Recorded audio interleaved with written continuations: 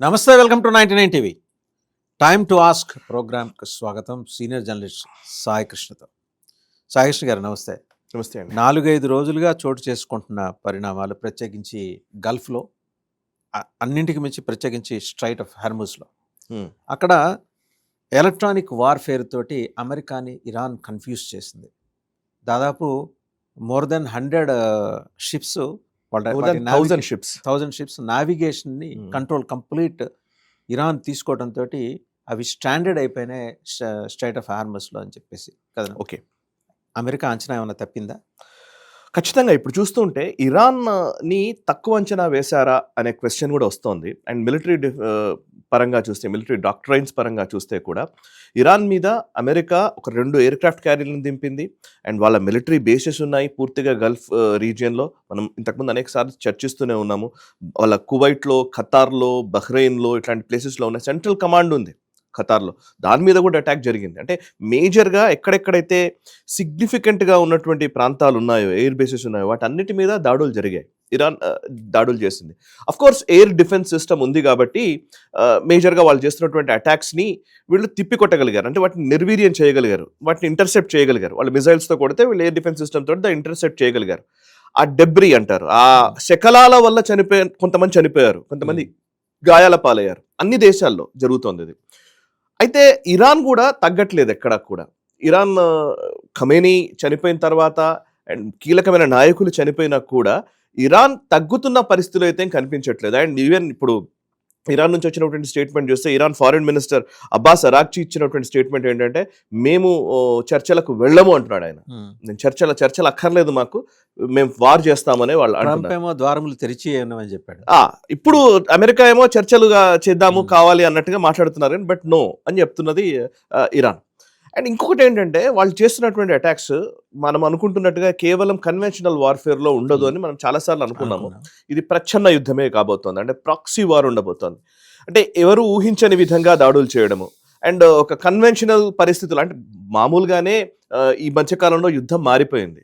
గత కొన్ని సంవత్సరాలుగా మనం చూస్తే ఎక్కడా ఉండదు. సో రకరకాల పద్ధతుల్లో వార్ఫేర్ వచ్చింది.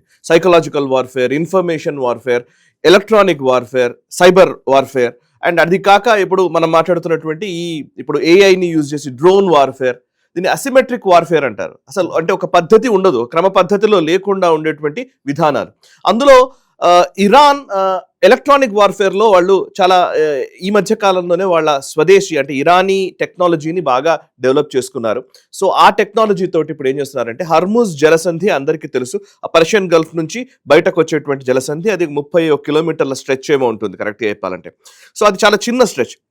అక్కడ నుంచి బయటకు వస్తేనే అరేబియన్ ఓషన్ నుంచి నౌకల రాకపోకలు సాగుతూ ఉంటాయి. సో అట్లాంటి స్ట్రెచ్ ని అది ఎగ్జాక్ట్లీ ఎక్కడ ఉందనంటే బందర్ అబ్బాస్ అని అంటారు. ఇరాన్ కి సంబంధించిన బందర్ అబ్బాస్ కి ఆనుకొని ఉన్నటువంటి ప్లేస్ అది. అక్కడ కనుక వాళ్ళు చోక్ చేస్తే, ఇరాన్ చోక్ చేస్తే, ఈ గల్ఫ్ దేశాల నుంచి వస్తున్నటువంటి ఆయిల్ షిప్లన్నీ కూడా అవన్నీ కూడా ఆగిపోయే పరిస్థితి.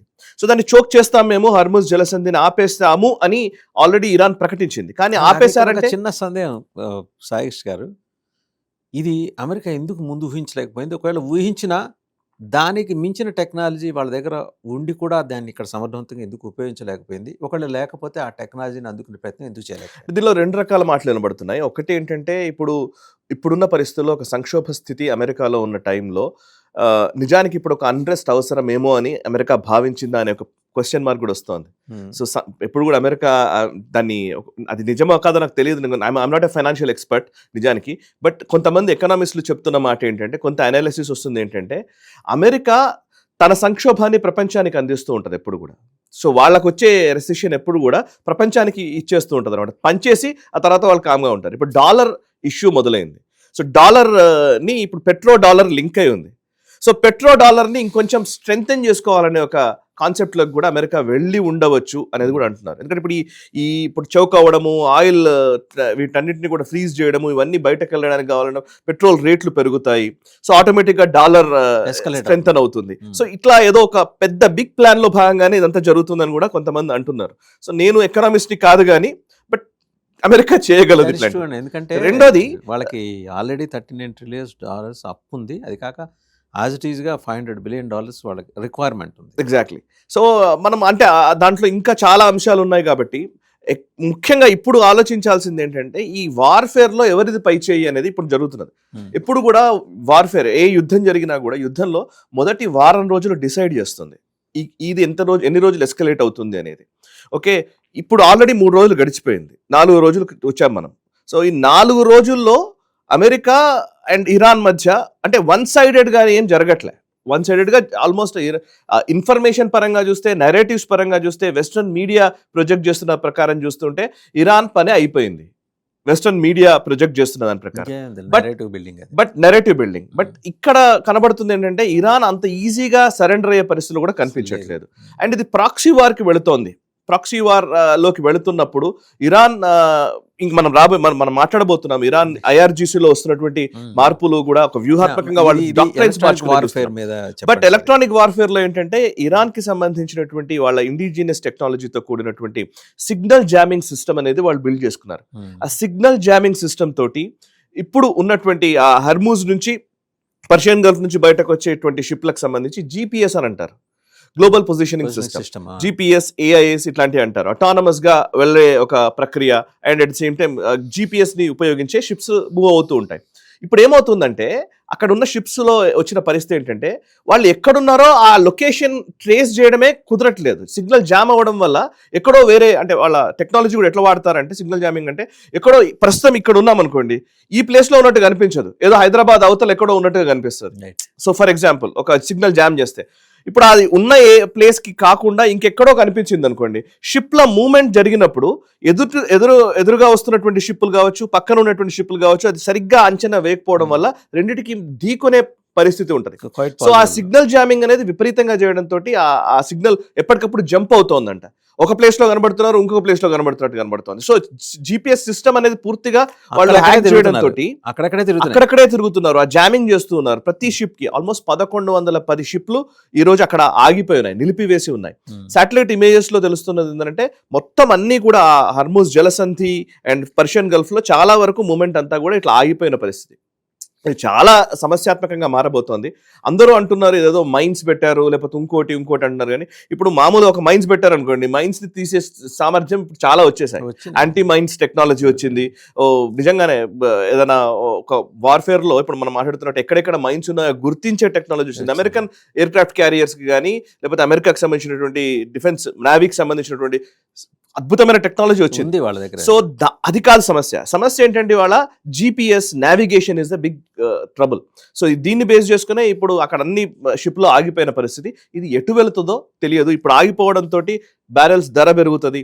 సో లాజిస్టిక్స్ స్పీడ్ గా స్మూత్ గా మూవ్ అవ్వకపోవడం వల్ల సమస్య వస్తుంది. సో 1110 షిప్లు 3 రోజుల్లోనే ఆగిపోయాయంటే ఇది కంటిన్యూ అవుతాయి అంటే ఇంకో వారం రోజులు అయితే ఇంకేంటి పరిస్థితి? చాలా ఇంటెలిజెంట్ గా వచ్చింది. స్ట్రైట్ ఆఫ్ హార్మూజ్ మూసేయకుండానే ఆల్మోస్ట్ కరెక్టే. వాళ్ళు మూసేసామని చెప్పారు. టెక్నికలీ ఆలోచిస్తే మూసేసామని అంటే మీరు ఏదో ఆపేసి గేట్లు క్లోజ్ చేసినట్టు కాదు, బట్ ఆ రాకపోకలు నిలిచిపోయాయి. 1100 షిప్స్ అక్కడక్కడే తిరుగుతున్నాయంటే దాని అర్థం ఏంటంటే తిరగడం కూడా లేదు, ఆగిపోయాయి. ఒక్కవేళ పక్క జరిగితే మళ్ళీ ఎక్కడి నుంచి ఏదొస్తుందో తెలియదు. సో చాలా ఇంట్రెస్టింగ్ గా సాగుతుంది ఈ వార్ఫేర్. ఎందుకంటే ఇప్పుడు ఈ టైంలో నాకు ఎందుకు అనిపిస్తుంది అంటే ఈ జనరేషన్ పిల్లలు ఇప్పుడు ఉన్నటువంటి యంగ్స్టర్స్ నిజంగా ఈ టెక్నాలజీస్ గురించి అర్థం చేసుకోవాలి. ఎప్పుడు కూడా ఒక టెక్నాలజీ యుద్ధంలోనే పుడుతుందండి. ఏ యుద్ధంలో అయినా సరే టెక్నాలజీస్ పుడతాయి. మీరు సెకండ్ వరల్డ్ వార్ లో గేమ్ చేంజర్ ఏదైనా ఉందంటే రేడార్ టెక్నాలజీ రావడం. ఈ జనరేషన్ కి తెలవాల్సిన అవసరం ఇది. సెకండ్ వరల్డ్ వార్ లో ఏం జరిగింది? జర్మనీకి సంబంధించిన వాళ్ళు ఎయిర్ క్రాఫ్ట్స్ లో ఎయిర్ ఫోర్స్ లో వాళ్ళు స్ట్రాంగ్. లుఫాఫా ఎయిర్ క్రాఫ్ట్స్ అంటారు, ఎయిర్ ఫోర్స్ అంటారు. వాళ్ళ ఎయిర్ ఫోర్స్ స్ట్రాంగ్. వాళ్ళు ఎయిర్ ఫోర్స్ తోటి ఫస్ట్ దాడి చేసేది. దాడి చేసిన తర్వాత కింద నుంచి ట్యాంక్స్ వచ్చేది, తేరుకునే లోపు ట్యాంక్స్ వచ్చేది. దీన్ని బ్లిట్జ్ క్రేగ్ అంటారు యుద్ధంలో. సో ఫస్ట్ ఎయిర్ ఫోర్స్ తో దాడి చేస్తాము, దాడి చేసి వాళ్ళు తేరుకునే క్రమంలోనే ట్యాంక్స్ వచ్చేసి క్లోజ్ చేస్తారు, ఆక్రమించేస్తారు అనమాట ప్లేస్ ని. సో అయితే అందులో పై చేయి సాధించేది హిట్లర్ అండ్ జర్మనీ సేనలు. కానీ బ్రిటన్ ఏం చేసిందంటే రేడార్ టెక్నాలజీని వాళ్ళు తీసుకొచ్చారు. రేడార్ ఎప్పుడైతే ఆవిష్కరించబడిందో, ఎప్పుడైతే రేడార్ టెక్నాలజీ వచ్చిందో, రేడార్ రాగానే రేడార్ తోటి ఆ ఎయిర్ క్రాఫ్ట్ లోపలికి వస్తుంది అన్నది పరిసిగట్టిన వెంటనే ఇక్కడ నుంచి బ్రిటన్ కి సంబంధించిన ఎయిర్ క్రాఫ్ట్స్ లేసి వాళ్ళని అటాక్ చేయడం మొదలుపెట్టేది. వాళ్ళకు ఊహించని పరిస్థితుల్లో వాళ్ళ ఎయిర్ క్రాఫ్ట్స్ చాలా వరకు కూలిపోయాయి. సరే. సో గోబెల్స్ వల్ల వాళ్ళకి ఆ హిట్లర్ కి పూర్తి ఇన్ఫర్మేషన్ లేకపోవడం వల్ల ఫెయిల్ అయ్యారని అంటారు. అంటే ఒక రేడార్ టెక్నాలజీ గేమ్ చేంజర్ గా నిలిచింది సెకండ్ వరల్డ్ వార్ లో. సో అట్లాగే ప్రతి యుద్ధం అనేది ఎప్పుడు కూడా టెక్నాలజీస్ ని ఆవిష్కరించడానికి, కొత్త కొత్త టెక్నాలజీస్ ని సృష్టించడానికి ఉపయోగపడే సమయం. అందుకే యుద్ధ ప్రాతిపదికన మనం వాడతాం. అవును. సో కారణం కూడా అదే, యుద్ధ ప్రాతిపదికన కొత్త కొత్త టెక్నాలజీస్ ఎమర్జ్ అవుతూ ఉంటాయి. సో అట్లాంటి టైంలో ఇప్పుడు మనం ఈ ఎలక్ట్రానిక్ వార్ఫేర్ మొన్న కూడా మనం చూసాం, భారత్కి సంబంధించి కూడా మనం కూడా ఈ సైబర్ వార్ఫేర్లో చాలా ఎక్కువగా మన పటిష్టతను పెంచుకున్నాము. అండ్ ఎలక్ట్రానిక్ వార్ఫేర్లో ప్రిసైజ్డ్గా అటాక్ చేయడము, ఎదుటి మిజైల్స్ వస్తున్నప్పుడు వాటిని కావాలని పక్కకి దారి మళ్లించే ప్రయత్నం చేయడము, ఎయిర్క్రాఫ్ట్స్ ని GPS జామింగ్ చేయడము, వాళ్ళ సిగ్నల్ జామింగ్ చేయడము, ఇవన్నీ మనం కూడా చేస్తున్నాం ఎలక్ట్రానిక్ వార్ఫేర్. సో ఇరాన్ దాన్ని ఉపయోగిస్తోంది. సో ఎలక్ట్రానిక్ వార్ఫేర్ కి వీళ్ళు ఎలా చెక్ పెడతారు చూడాలి. అమెరికన్ ఫోర్సెస్, ఇజ్రాయెల్ ఫోర్సెస్ ఏం చేస్తారో చూడాలి. పర్టికులర్ ఎపిసోడ్కి సంబంధించి పర్పస్ నాకు ప్రశ్న అండి, పర్పస్ఫుల్ గా అమెరికా ఇచ్చేస్తుందా, కావాలని వదిలేస్తుందా? నేను అందుకే ఇందాక అన్నది అదే. యాక్చువల్లీ ఆ మాటని డౌట్ తో క్లోజ్ చేశాను. యాక్చువల్లీ వాళ్ళ వ్యూహం వేరే ఏదో ఉంది, జనం ఫోకస్ అటువైపు మళ్ళీ ఎలా చేసిందా? యాక్చువల్లీ కొంతమంది మాట్లాడుతున్నది, నేను దాన్ని ఇప్పుడే మనం ఇమీడియట్ డిస్క్లోజ్ చేస్తే ఏదో వ్యూస్ కోసం పటాఫట్ మాట్లాడడం నాకు ఇష్టం లేదు. బట్ ఎస్, మెచ్యూర్డ్ డిస్కషన్స్ యుద్ధం సమయంలో ఉండాలి కాబట్టి. బట్ ఎస్, మీరు అన్నది కరెక్ట్. అమెరికన్ ప్లాన్స్ ఈ రోజు యుద్ధం దీనికి సంబంధించే పరిమితం కావు. సో అది లాంగ్ రన్ లో వాళ్ళు ఆలోచిస్తారు. ఎప్పుడు కూడా ఒక 20 ఏళ్ళ ముందరే చాలా ఆలోచిస్తారు. వాళ్ళ వార్ఫేర్ కూడా అలాగే ఉంటుంది, వాళ్ళ డాక్ట్రైన్స్ అన్ని అలాగే ఉంటాయి. ఇప్పుడు ఇరాన్కి సంబంధించి నాకు తెలుస్తున్న విషయం ఏంటంటే ఆల్మోస్ట్ $27 ట్రిలియన్ అండ్ అబోవ్, 27 నుంచి $30 ట్రిలియన్ వరకు ఉన్నటువంటి ఆయిల్ రిజర్వ్స్ ఇరాన్లో ఉన్నాయి. సో $30 ట్రిలియన్ వర్త్ అక్కడ కనబడుతోంది. సో మనం చేస్తున్నటువంటి యుద్ధము కేవలం మిగతా వాటికి కాదు. సో మీరు అబ్జర్వ్ చేస్తే షా ఆఫ్ ఇరాన్ ఉన్న టైంలో, గతంలో షా ఆఫ్ ఇరాన్ ఉన్న టైంలో అమెరికన్ కంపెనీస్ లేదా వెస్టర్న్ కంపెనీస్ అన్నింటికీ కూడా అట్లా డోర్లని ఓపెన్ చేసి పెట్టారు. సో తర్వాత ఖొమైనీ వీళ్ళందరూ వచ్చిన తర్వాత మళ్ళీ అవన్నీ ఆగిపోయినాయి. సో మళ్ళీ వాళ్ళు ఆ ఆయిల్ రిజర్వ్స్ ని మళ్ళీ తీసుకోవాలనుకుంటున్నారా క్వశ్చన్ అది. రెండోది, ఇప్పుడు వెనిజులా ఉంది, వెనిజులాని అటాక్ చేశారంటే ఆయిల్ రిజర్వ్స్ ఇష్యూ ఉంది.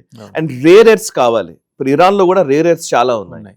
సో మోర్ దాన్ దిస్ ఇప్పుడు కనబడుతున్నటువంటి అంశాలు కావు. అక్కడ ఏదో ఖమైనీ జనాల్ని చంపేస్తున్నాడు, లేకపోతే అక్కడ ఆయన ఇస్లామిక్ రిపబ్లిక్ గా తయారు చేశాడు, టెర్రరిస్టులకి ప్రోత్సహిస్తున్నాడు, ఇవన్నీ కూడా బయటకు కనబడే నెరేటివ్స్ మాత్రమే. వెనకాల ఉండే అబ్జెక్టివ్స్ వేరే ఉంటాయి, లక్ష్యాలు వేరే ఉంటాయి. ఇప్పుడు గ్రీన్లాండ్ ని ఆక్యుపై చేసుకుంటాడంటే గ్రీన్లాండ్ ఏదో డిఫెన్స్ కోసమైనా ఆయన అక్కడ పైన పెట్టుకోవడం కోసం చేస్తున్నాడని ఒక నెరేటివ్ చేస్తున్నారు. నో, గ్రీన్లాండ్ లో రేర్ ఎర్త్స్ ఉన్నాయి, దానికోసం వచ్చేస్తున్నారు. సో ఇప్పుడు కూడా ఇరాన్ ది కూడా ఒక లార్జర్ పిక్చర్ లోనే దీన్ని ఆలోచించాలి. సరే, మనం ఇమీడియట్ గా ఆ కంక్లూజన్స్ లోకి వచ్చి దీనికోసమే చేస్తున్నారని చెప్పకపోవచ్చు. ఇప్పుడు మీరు చెప్తుంటే ఒక ప్రశ్న, అంటే మరీ భయపడిపోవటం లేకపోతే భయపెట్టడం కాదు కానీ 972 స్క్వేర్ కిలోమీటర్స్ తీర ప్రాంతం ఉన్న ఆంధ్రప్రదేశ్లో రేర్ ఎర్త్స్ ఉన్నాయి.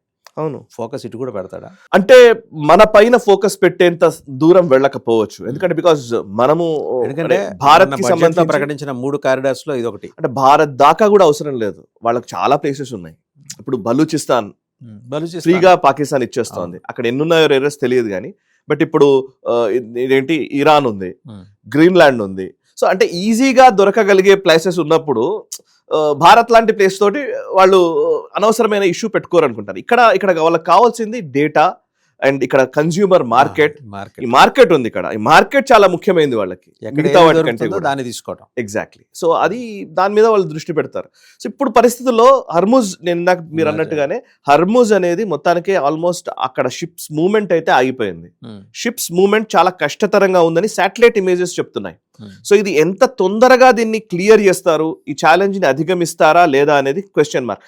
ఇది ఎంత తొందరగా ఈ ఛాలెంజ్ ని అధిగమిస్తే అంత తొందరగా మనం ఈ సంక్షోభం నుంచి బయటపడతాం. లేదంటే సంక్షోభం తీవ్రమయ్యే అవకాశాలు ఉన్నాయి.